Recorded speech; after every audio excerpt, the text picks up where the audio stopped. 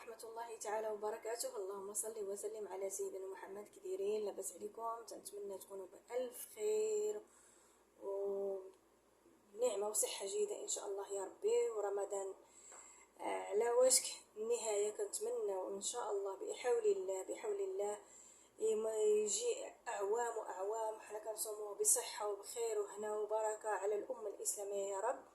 اليوم أحباباتي عندي واحد المهلبية اليوم ديال البرتقال. انا ما بقاش عندي الجزر، ما بقاش عندي البرتقال عفوا. خديت من هذا المركز، هو اللي خديت ديال سانسو ديال سانكويك، هو اللي خديت منه. وعندي هنايا واحد الحبه ديال الجزر غنطحنها وغنخلط معاه، وغندير الكاستر. السكر كيبقى على حسب، كتشوفي عينك ميزانك على حسب التحليه، لان هذا راه ما حلوش بزاف، لانني انا مجرباه راه ما حلوش بزاف. كنخلطو مثلا مع الماء وبوحدو كيبقى فيه هذيك الحموضه، واحد الطعم زوين صراحه. انا عجبني، كيبقى فيه واحد الطعم زوين يعني صراحه. انا عجبني، انا من النوع اللي شي حاجه الا كانت ماشي ليه ما لان عندي واحد المشكل ديال القيلون. الله يكفينا ويكفيكم شره يا رب.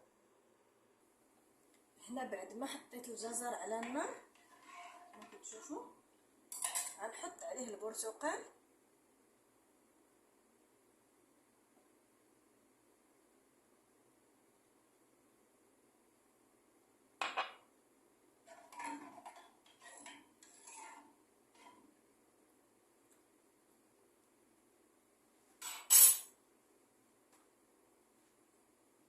هنا نحط عليه دابا الكاستر.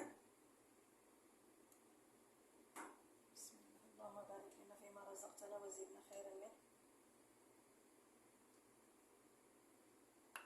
غنحاول نضرب مزيان باش ما تجمعش ليا.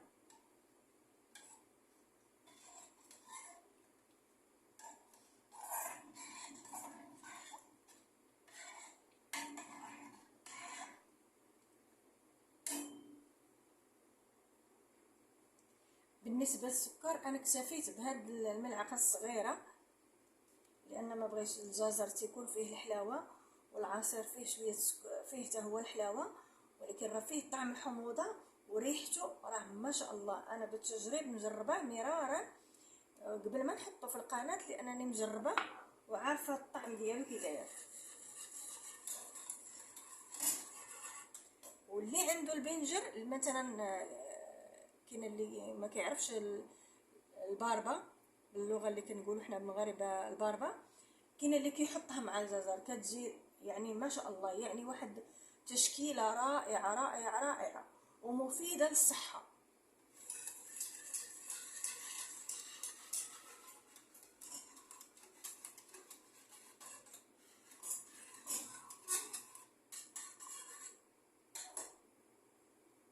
كنتمنى تنال اعجابكم هذه الطريقه وتجربوه. اللي عنده الباربه يحط الباربه حتى هي ممتازه. بعد ما استوات لينا كما كتشوفوا الطريقه ما شاء الله، كتجي واحد اللون يعني صحي. راه الجزر ومع البرتقال، هذاك عصير البرتقال انا كما كنت متيقنه منه ما عنديروش.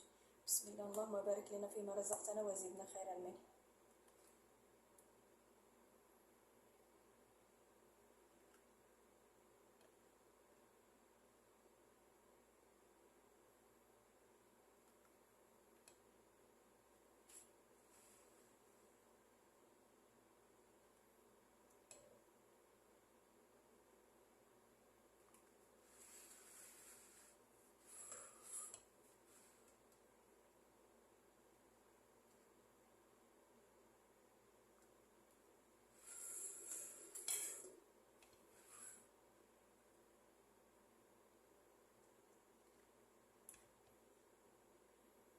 سبحان الله، هو سيدنا رمضان كيبغي الشهوات، ولكن ملي كتحطي في الطابله راه كتكتفي يعني الاغلبيه كيكتفي بواحد الا فتنا ثلاثه الاشياء في الاول في الفطور. من بعد من كنصلي الواحد التراويح بامكانه ياخذ اللي بغى، لان تراوح مع شي واحد يمشي متقل كما كتشوفوا.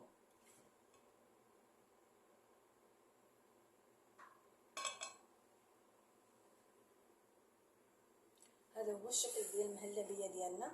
دابا غندخلوها للثلاجه، ندخلوها ان شاء الله للثلاجه، ومن بعد تشوفوا التشكيله النهائيه. كل واحد باش بغى يزينها، كل واحد باش بغى يخليها بحال هكا عاديه فمرحبا، بغى يزينها بشي حاجه، كل واحد والاذواق ديالو. فهاد الصاج اليوم عندي واحد اكله واحده اخرى وصفه. حطيت هاد المقله وغنحط عليها اللحم، نخليه حتى كينشف، لان بغيت ندير به وصفات اخرين. كنقص عليه البوطه وكنخليه ينشف من الماء.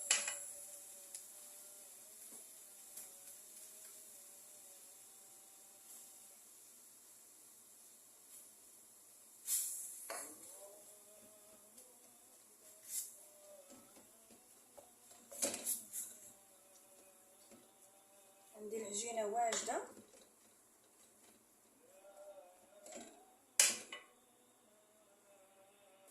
هنا بعد ما نشفات ليا اللحمه المفرومه الكفته من الماء، وحطيت عليها شويه الملحه لان باقي غنحط معاها مقادير اخرى. صافي دابا غنطفي عليها ونخليها تبرد، وغنكمل الوصفات الاخرى. غنشحر البصل والطماطم، غتشوفوا معايا الطريقه. هاد المقله بعد ما حطيت الزيت كيتصرصر، دابا غنحط البصله،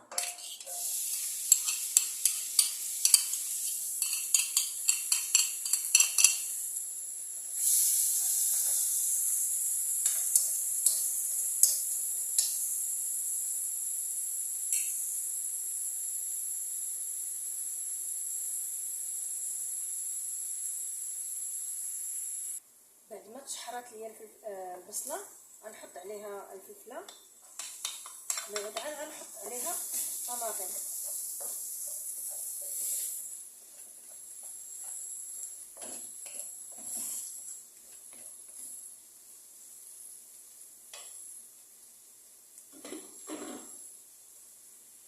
هنا بعد ما تشحرات ليا البصله والفلفله غنحط عليها المطيشه،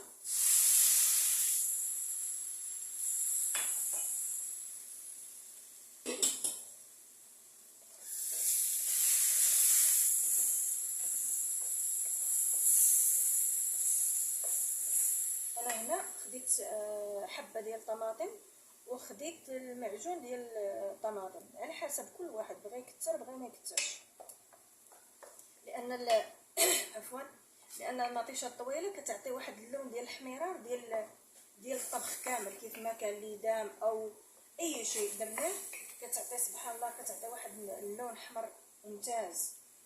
انا كتعجبني هي في طيابها. هنا بعد ما كانت عندي العجينه وغندير هذا الشكل بحال هذا الشكل، هي راه الطريقه ديال البيتزا، العجينه ديال البيتزا وحتى الصلصه وهذيك لاصوص ديال البيتزا، بس تتبقى في التشكيله هي اللي غنديرها بهذه التشكيله.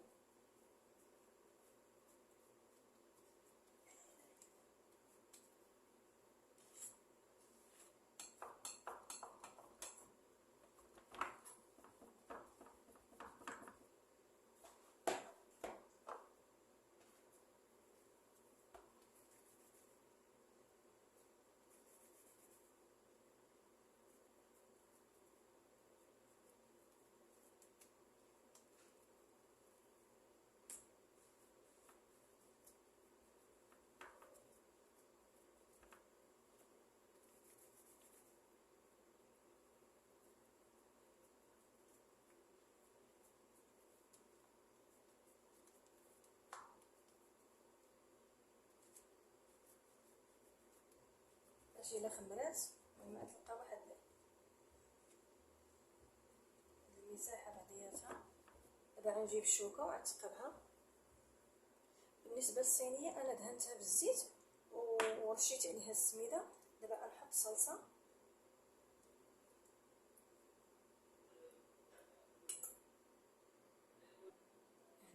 نحط شويه اللحمه المفرومه.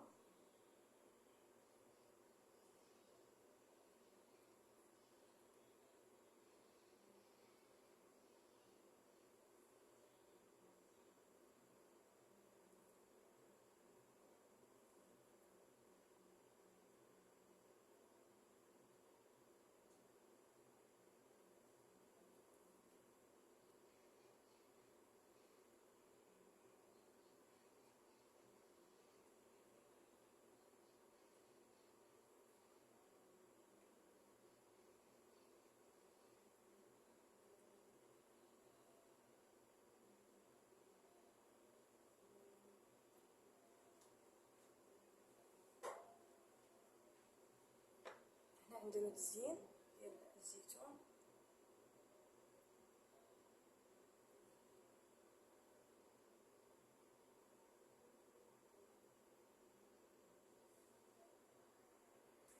هذا هو الشكل ديال الوصفه ديالنا. شوفوا بعد ما كديروا فيها الطماطم والفلفل كتجي بحال هذا الشكل، ومن بعد ما كطيب عاد كنحط عليها الجبن.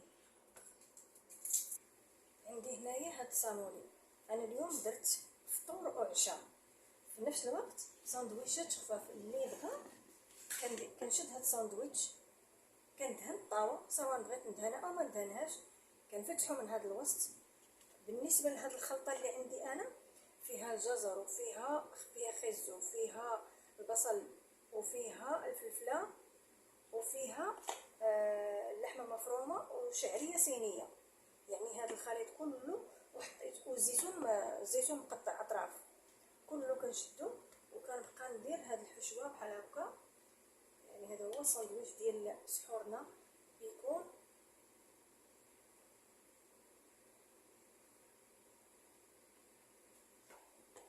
كاين اللي كيبغي يحط عليه مايونيز، كل واحد والاختيار ديالو.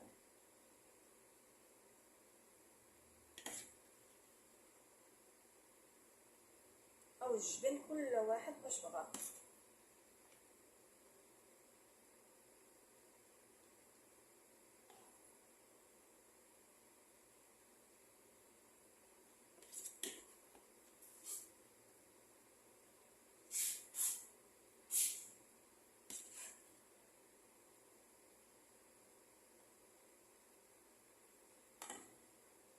اليوم عندنا مالح وحلو في هذه الوصفه ديالنا ديال اليوم.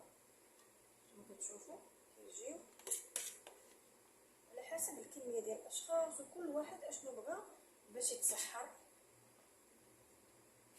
بالنسبه للجبن انا غنحط حتى الاخير من يتحمروا، ملي كنطفي الفران على كل شيء عاد كنحط انايا صافي. كنطفي الفران كنحطو يتحمر من الاسفل ومن هنايا كيجي واحد القرمشه ما شاء الله. جربوها، كنتمنى تجربوها وتشوفوا وتردوا عليا الخبر.